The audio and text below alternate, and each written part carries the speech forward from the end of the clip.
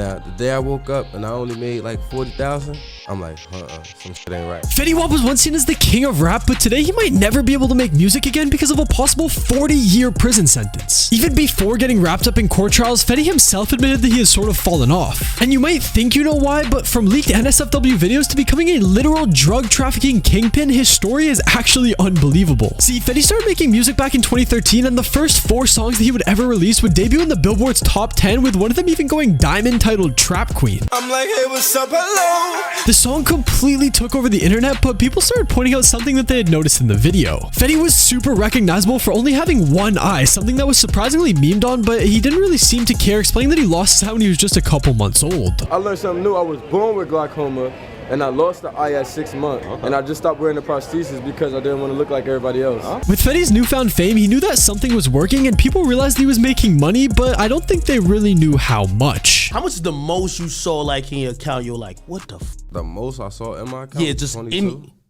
Huh? 22.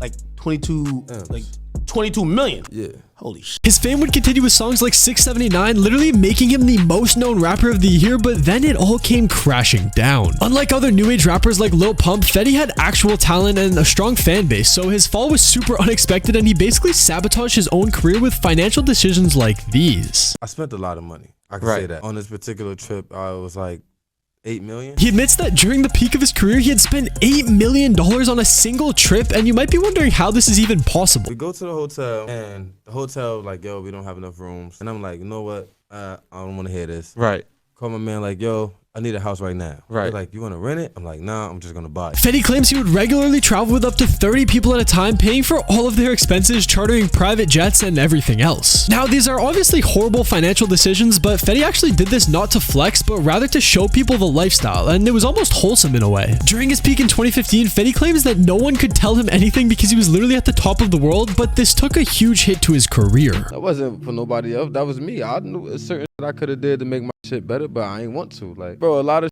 shit that I went through, like I said, I'm happy all that happened, but yeah, for the most part, a lot of that shit was my fault, bro. Like, he would show love to all of his day ones, giving them literally free features on his songs. He would rarely do interviews and didn't want to connect with other celebrities because he thought it was all fake, and as noble as this sounds, a bunch of his friends actually turned on him when money got involved, even filming diss tracks and saying he wasn't welcome into his hometown. He then got into a physical altercation with one of his best friends who stole his chain and posted it on Instagram, and Fetty says that when he woke up one day, he realized just how bad his life had actually gotten. So in my mind, I'm like, oh, I'm done. It's over. Fetty Wap is over with. Like, it was good that Fetty still seemingly had millions of dollars to support his lifestyle, but one day we found out that might have been because of more than just music. One day in October of 2021, he was arrested after getting off stage in Rolling Loud, New York on charges of conspiracy to possess and distribute controlled substances. Fetty had allegedly trafficked over 100 kilograms of opioids, including fentanyl, heroin, cocaine, and crack, selling them across Long Island. He was somehow let out on a $500,000 bail, which was then revoked a few months later after pleading guilty to the charges, which holds a 5-year mandatory prison sentence. He's still waiting for sentencing, but this was a literal big-time drug operation, and people are wondering why. Why didn't he just make music, and was the millions of dollars a month not enough for him? Whatever it may be, things really aren't looking too good for Fetty. But if you think that his music still slaps to this day,